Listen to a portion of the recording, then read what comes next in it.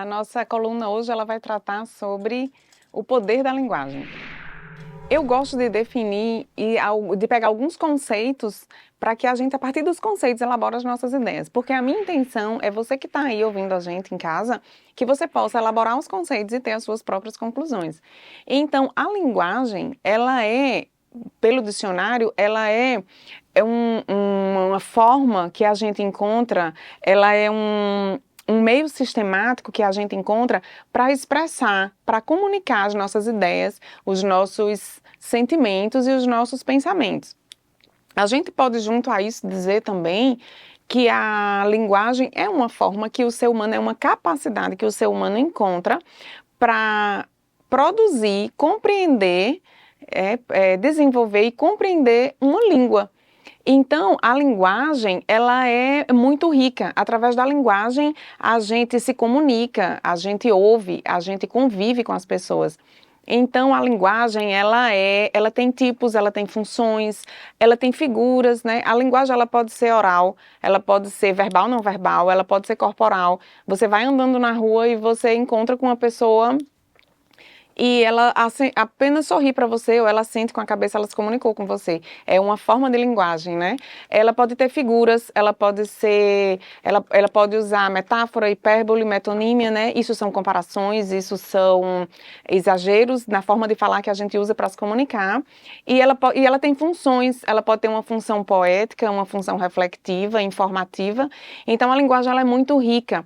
E nós usamos para nosso convívio e para os nossos relacionamentos. Você já parou para pensar que a matemática ela é uma linguagem? A matemática, através dos símbolos, através dos números, através dos signos, vamos dizer assim, nós conseguimos falar a linguagem matemática no mundo inteiro. Então, a gente viu que a linguagem é uma forma da gente se expressar, pode ser através de gestos, de gráficos, luzes, números, e com essa linguagem a gente se comunica e se relaciona. Eu aproveito para fazer um parêntese agora, já que eu falei que a matemática é uma linguagem universal, e para deixar uma dica para a mãe que nos ouve, o pai que nos escuta. Quando uma criança ela consegue se desenvolver bem em matemática e em sua língua mãe, ela provavelmente vai ter um bom desenvolvimento escolar.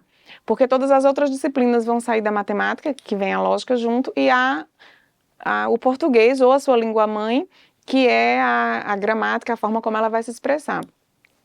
Fechou o parênteses da minha dica, escolas, pais, concentrem-se na língua mãe e na matemática que terão bons resultados. Voltando para como a linguagem se desenvolve na nossa vida, eu queria deixar uma breve reflexão. Nós pensamos primeiro e depois falamos, ou nós falamos primeiro e depois pensamos? Talvez você nunca tenha parado para pensar nisso. E aí, a gente faz uma reflexão diante de tantas outras que alguns filósofos famosos já fizeram. Existe um filósofo, e eu vou tentar pronunciar o nome dele, eu acho que é Ludwig Wittgenstein. Ele é um filósofo, ele é um pensador muito influente do século XX, onde ele pesquisou bastante sobre lógica e linguagem, e ele especificamente, ele diz que quando a gente fala, a gente simplesmente reflete o que a gente pensou. Ele acha que é indissociável a linguagem e o pensamento, e quando a gente fala, a gente simplesmente reflete tudo aquilo que estava no nosso pensamento.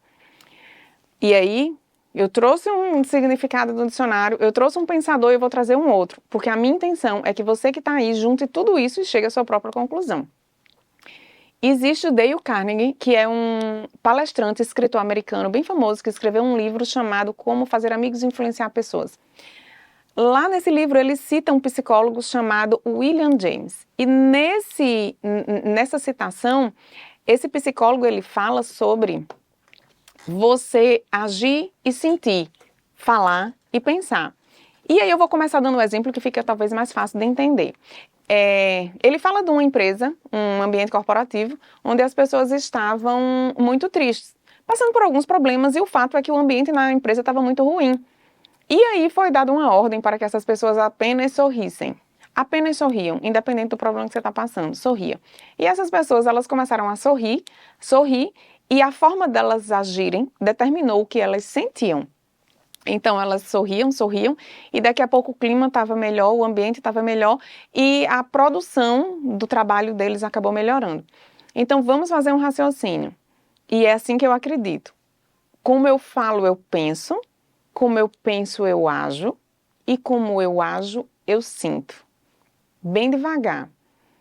Como eu penso, eu falo. Como eu falo, eu penso. Como eu penso, eu ajo. E como eu ajo, eu sinto.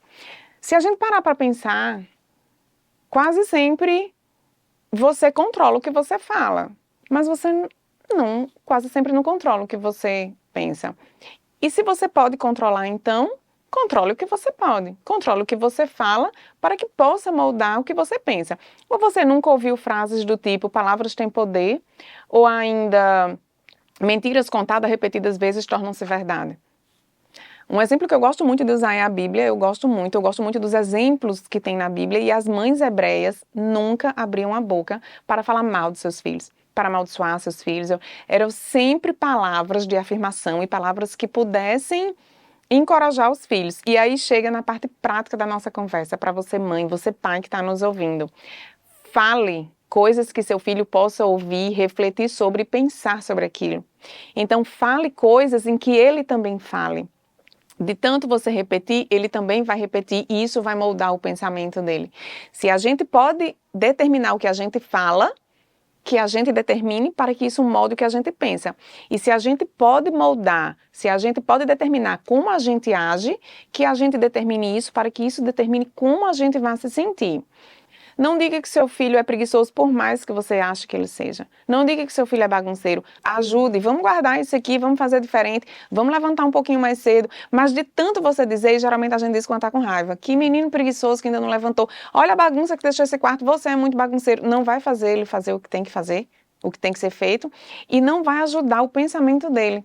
Então, sempre que você puder, ajude para que ele não seja aquilo que você está dizendo e fale o que você não vai mentir, mas você também não precisa dizer nada.